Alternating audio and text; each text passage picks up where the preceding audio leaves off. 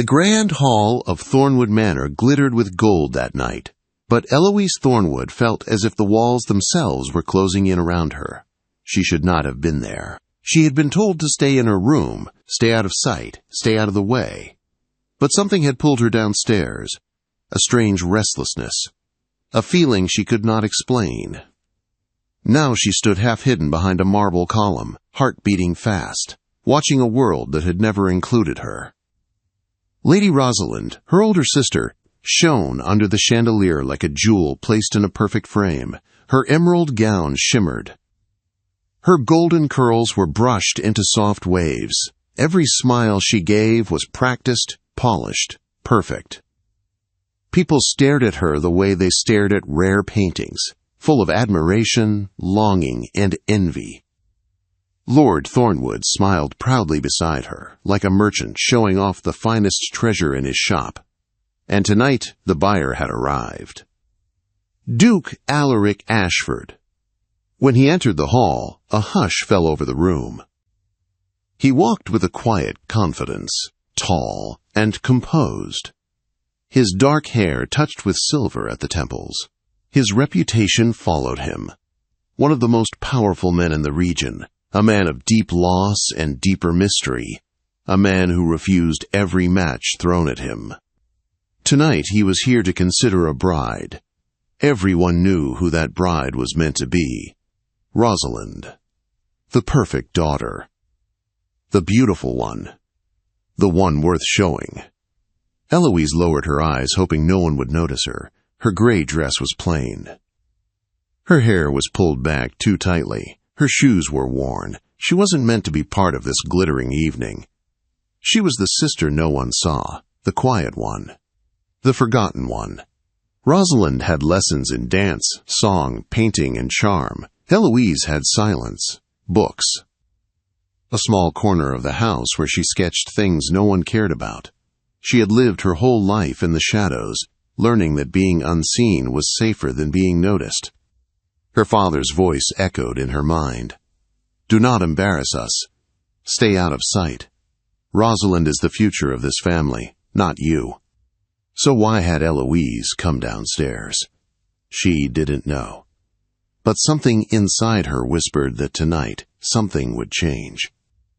She kept her eyes on the Duke as he moved through the hall. Every woman wanted his attention. Every father wanted his approval.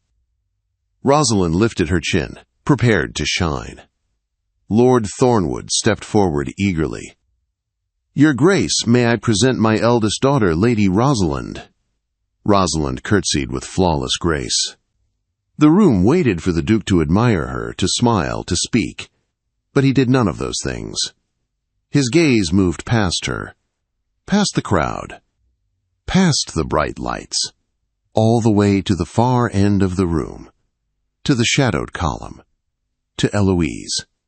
She froze. His eyes held hers for a heartbeat that felt far too long.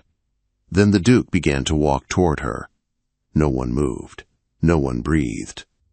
Even Rosalind went still, her smile slipping. Eloise's stomach tightened. No, please, no, she begged silently.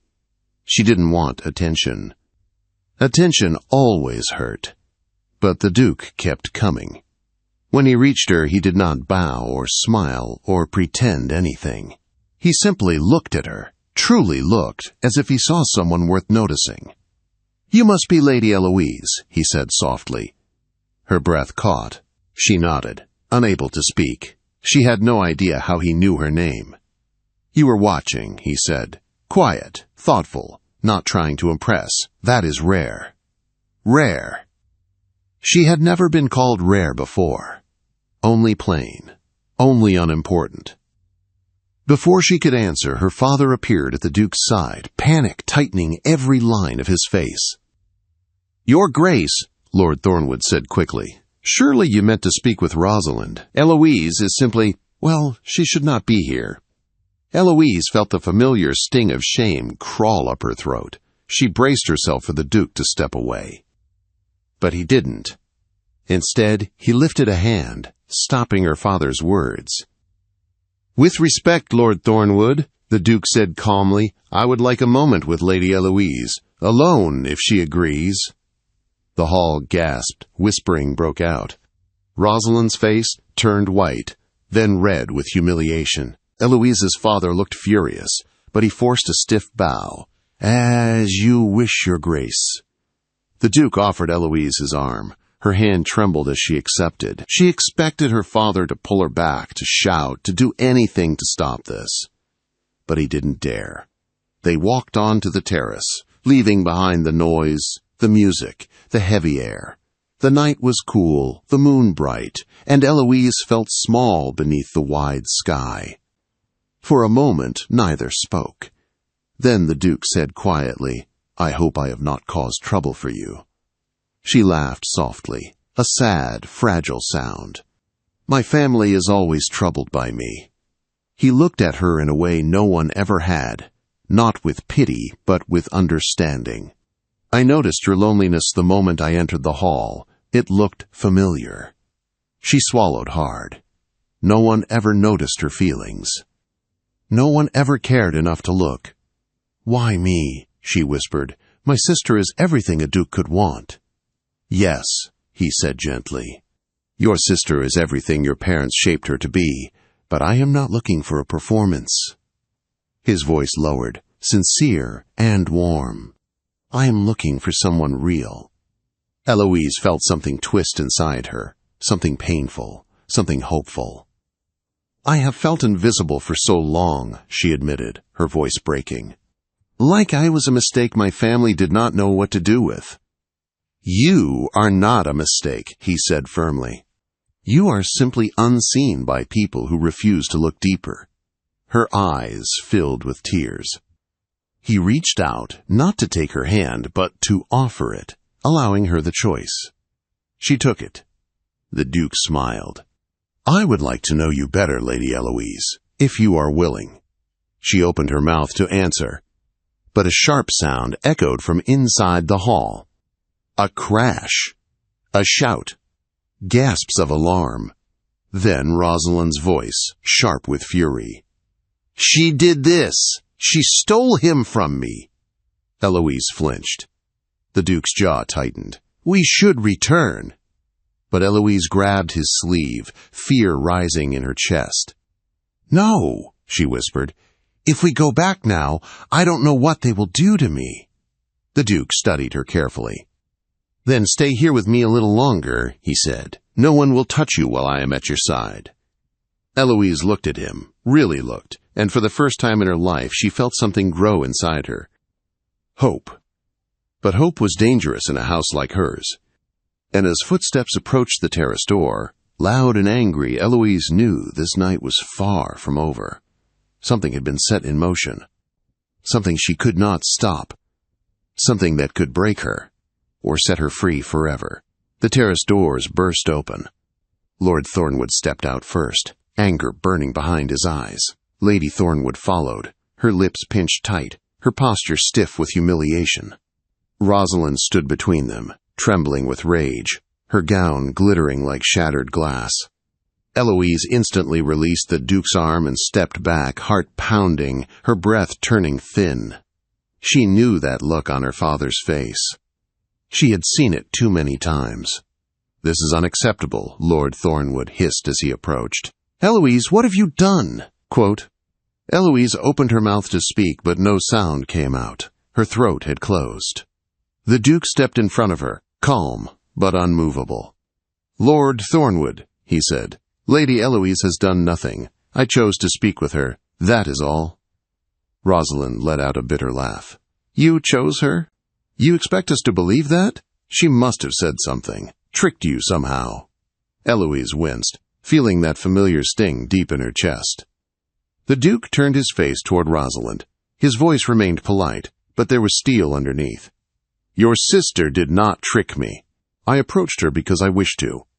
Rosalind's eyes filled with tears, beautiful, dramatic tears she had learned to summon at will. But tonight there was real pain behind them.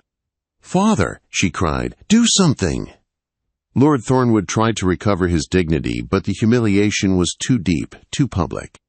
"Your Grace," he said tightly, Eloise is not suitable for consideration. She lacks the training, the refinement, the social graces. Enough. Quote, the Duke's voice was soft, but the command in it made Lord Thornwood fall silent. Then the Duke turned, looking directly at Eloise. I asked to speak with you because I wish to know you. Nothing more. If that is unwelcome, then I will leave at once. But tell me, do you wish for me to go? Quote, the question hit her like a storm. No one had ever asked what she wanted. Her mother only demanded obedience. Her father demanded silence. Rosalind demanded space, praise, attention. Everything Eloise was never allowed to have. What did she want? Her hands shook. Her breath trembled. She found the courage she didn't know lived inside her. No, she whispered. I don't want you to go. The Duke nodded, as though that simple truth was enough. But her father lost all control. This is an embarrassment, Lord Thornwood snapped. Eloise is plain. She is quiet. She hides from company. She is not fit to stand beside a duke. The old shame washed over her again. But then something happened she had never experienced before. Someone defended her. The Duke stepped closer to her father, his expression darkening, not with anger, but with deep disappointment. Lord Thornwood, he said quietly, I judge a person by character, not by the value you place on them. Do not speak of your daughter that way in my presence. Lord Thornwood's face went pale. Lady Thornwood stiffened, startled. Rosalind's chin trembled as she looked away. Eloise felt something warm rush to her eyes. Not tears of pain, but something unfamiliar. Tears of being defended, protected, seen. The Duke held out his hand again, offering, not demanding. Lady Eloise, he said softly, would you continue our walk, only if you wish it? She hesitated. Her father's glare burned into her skin. Her mother's coldness wrapped around her like ice. Rosalind's hatred pulsed like a wound. If she took his hand now, nothing would ever be the same. But something inside her whispered, you are allowed to choose hope. Eloise placed her hand in his. The Duke smiled gently and guided her down the terrace steps toward the moonlit gardens. Behind them, angry voices rose, but the Duke did not turn back. Eloise shook slightly. They will punish me for this, she whispered. He looked at her, a soft sadness in his eyes. I am sorry you fear that. No daughter should. Her chest tightened. She blinked away tears. I have spent my whole life being the disappointment, she said. Nothing I do is right. Nothing I am is good enough. I learned long ago that being unseen is safer. The Duke walked beside her slowly, giving her time. And yet, he said gently, you came downstairs tonight. She inhaled sharply. Yes, she had. Something inside her had brought her down from her room, something she didn't understand, something brave, maybe, something hopeful, something hers. I don't know why, she whispered. I do, he said. Because somewhere inside you, a part of you knows you deserve more than the shadows they keep you in. Her breath caught. No one had ever said such a thing to her. Not once in her entire life. They reached a stone bench beneath a flowering tree, moonlight scattered across the blossoms like silver dust. The Duke sat, but only when she slowly sat beside him did he continue. I came here expecting nothing, he admitted. I have met many families, many daughters trained to perfection, but perfection is not truth. He looked at her with an honesty that made her chest ache. When I walked into that hall, he said, I saw your sister. But then I saw you, and you did not try to shine. You simply were, and that quiet truth drew my eyes before I even understood why. She swallowed. People don't notice quiet. He shook his head. People who only want noise don't notice quiet, but those who seek meaning do. A soft wind moved through the garden, carrying the faint scent of roses. Eloise felt a warmth begin to spread through her chest, slow, hesitant, unfamiliar. Hope again. But hope was fragile. and she still feared she might lose everything the moment she stepped back into the house. "What happens now?" she whispered. "My father will not allow this. Rosalind, she will hate me." The Duke's expression grew thoughtful. "What happens now?" he said. "Depends on what you want." Eloise's breath shook. "I don't know," she whispered. "I have never been allowed to want anything." The Duke leaned closer, not touching, but near enough she felt his warmth. "Then let yourself want something right now, just one thing." Her heart trembled. Her voice broke as she spoke the truth she had never dared say. "I want to be seen." The Duke's eyes softened. "You already are." Before she could answer, footsteps approached the garden path. Fast, angry, urgent. Eloise stiffened, fear rising again. The Duke rose to his feet, placing himself between her and the sound. A voice cut through the darkness. Lord Thornwood's. "Your Grace," he called, his tone tight and shaking with barely controlled fury. "We must speak. Now." Eloise clutched her hands together, dread curling through her like cold water. This was not over. Her father would not let this go. And the night that had given her the smallest spark of hope might be the same night everything was ripped away from her. Lord Thornwood's voice cut through the quiet garden, sharp as a blade. Eloise felt her body go cold, her hands tightening in her lap as the Duke rose to face her father. "Your Grace," Lord Thornwood repeated, "this has gone far enough." The Duke's posture remained calm. "Then speak, my lord." Lord Thornwood glanced at Eloise, and the look in his eyes made her stomach twist. It was not simply anger, it was fear. Fear of losing control, fear of losing status, fear of losing what he believed he deserved. "This conversation will be held inside," he said, "where others cannot listen." The Duke's voice was steady. "Lady Eloise is a part of this matter." Lord Thornwood's lips curled. "She is the problem." Eloise flinched. The Duke's jaw tightened. "You will not speak to her like that again." A storm gathered in her father's eyes, but he forced a bow and motioned them toward the house. The Duke offered Eloise his hand, and she hesitated, fear tightening around her ribs. "I'm scared," she whispered. He bent his head slightly. "You will not face them alone." She took his hand. Together they walked into the hall, where the music had long since faded, and the guests had retreated to distant corners, whispering behind fans and gloves. Lady Thornwood stood rigid near the hearth, her face pale with fury. Rosalind paced like a caged animal, her gown swishing with every quick, frustrated step. The moment Eloise entered, Rosalind spun toward her. "You!" she spat. "You think you can steal what was meant for me. You think you deserve him. You have ruined everything." Eloise stepped back, trembling. She had endured Rosalind's cutting remarks for years, but never had they been so sharp, so venomous, so full of open hatred. The Duke moved instantly, placing himself in front of Eloise. "You will not direct your anger at her," he said firmly. "Lady Eloise has done nothing wrong." Rosalind let out a hysterical laugh. "Nothing wrong? She hides like a mouse every day of her life, and tonight she appears in the hall like she belongs there? She embarrassed our family. She humiliated me. Enough," the Duke said again, voice low but commanding. Lord Thornwood cleared his throat. "Your Grace, let us speak plainly. Eloise is not prepared for a life in the nobility. She is quiet, lacking the skills needed. She does not shine." Eloise lowered her eyes, the familiar shame returning like an old ache. But the Duke did not allow the moment to linger. "Perhaps she does not shine because you have never given her the chance," he said. "Perhaps she is quiet because you taught her to be silent."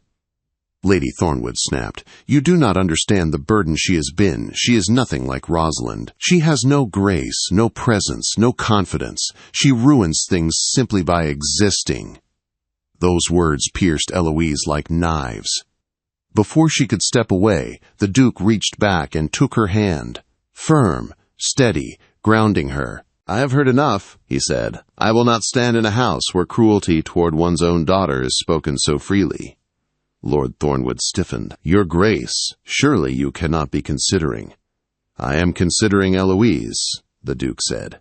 "And if she is willing, I intend to court her with sincerity and respect." That sentence dropped into the room like thunder. Rosalind gasped. Lady Thornwood grabbed her husband's arm. Lord Thornwood's face twisted with disbelief. "Your Grace," he sputtered, "this is madness. Eloise cannot be a duchess." She is. The Duke raised a brow. "She is what?" Lord Thornwood froze, unable to say the cruel words that hovered on his tongue. The Duke continued. "She is intelligent. She is honest. She is gentle. She is real. These are qualities far rarer than beauty or charm." Lord Thornwood shook his head. "You are making a terrible mistake." But Eloise suddenly found her voice. "No," she said softly, "he is not." Everyone turned to her. Her heart pounded, but the truth spilled from her like a flood released after years behind a wall. "I know I am not what you wanted," she said to her parents. "I know I was never the daughter you hoped for. I know you think I am plain and useless. I know you see me as a burden. But I am done apologizing for existing." Lady Thornwood drew a sharp breath, scandalized. Lord Thornwood stepped toward her, but Eloise didn't back away this time. "For years I believed I deserved nothing," she said, tears gathering but her voice steady. "I believed I was unworthy of happiness or love or even simple kindness. But tonight, someone finally saw me. Not as a mistake, not as a shadow, but as a person." Her gaze shifted to Rosalind, her sister, her rival, her mirror of everything she was never allowed to be. "I do not want your spotlight," Eloise whispered. "I never did. I only wanted a place where I could breathe." Rosalind trembled, eyes burning with wounded pride. "You will ruin us," Rosalind whispered. "Do you understand? You will ruin this family." Eloise shook her head. "No, I will only stop letting you ruin me." The room went silent. Then the Duke stepped to Eloise's side, his voice quiet but strong. "Lady Eloise," he said, "I meant every word I spoke in the garden. I wish to know you. I wish to offer you a life far from this cruelty. But the choice must be yours alone." He turned to face her fully, his eyes warm and steady. "I will ask only one question. Do you wish for me to stay in your life, or shall I leave Thornwood Manor tonight and never trouble you again?" Her breath shook. The world seemed to pause around her. Her parents' cold stares. Rosalind's shaking fury. The guests whispering just beyond the doorway. Her own heartbeat echoing in her ears. And the Duke waiting, patient, respectful, willing to walk away if she said the word. This was her moment. Her whole life she had been silenced, overlooked, pushed aside, told that she was nothing. But now, for the first time, someone offered her a choice. Eloise lifted her chin slowly. Her eyes met the Duke's, shining with fragile courage. "I want you to stay," she whispered. The relief that washed across the Duke's face was quiet but profound. He bowed his head once. "Then I will." Lord Thornwood erupted. "I forbid this!" "Eloise is not." "You do not decide," the Duke said sharply. "Not in this matter." Lady Thornwood's voice trembled with panic. "Think of the embarrassment, Your Grace. Think of the consequences." "I am thinking of them," the Duke answered. "And I am choosing Eloise regardless." Rosalind burst into tears and fled the hall, the doors slamming behind her. Lady Thornwood followed in fury, leaving Eloise, her father, and the Duke standing in the echo of the moment. Lord Thornwood's voice cracked as he made one last attempt to regain control. "You will regret this," he whispered. The Duke answered calmly, "No, I will not." He extended his hand to Eloise once more. "Come," he said quietly, "let us leave this room. You have faced enough cruelty for one night." Quote. Eloise hesitated only a moment before placing her hand in his. For the first time in her life, she walked out of a room not in the shadows, not unnoticed, but beside someone who chose her openly. Months later, Eloise Thornwood, now Eloise Ashford, Duchess of Briarwood, stood beside the Duke on the balcony of their estate, feeling the morning sun warm her face. Life had changed in ways she never imagined.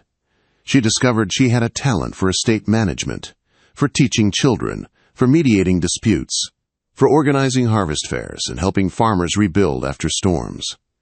For living, she was not the quiet shadow anymore. People respected her. They sought her guidance. They trusted her. The Duke adored her, genuinely, quietly, consistently. He never raised his voice at her, never belittled her, never made her doubt her worth.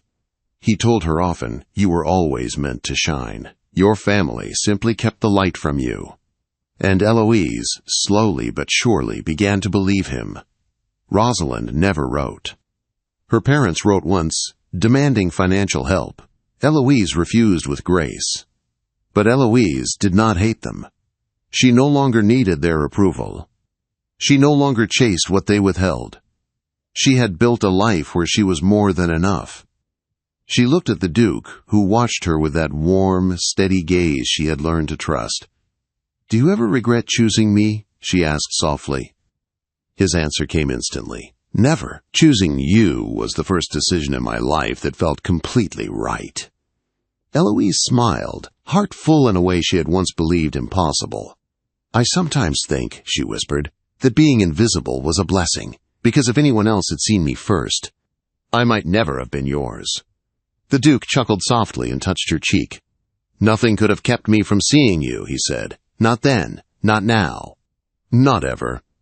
Eloise leaned into him, letting the peace of her new life settle around her like a warm cloak. She was no longer the forgotten daughter.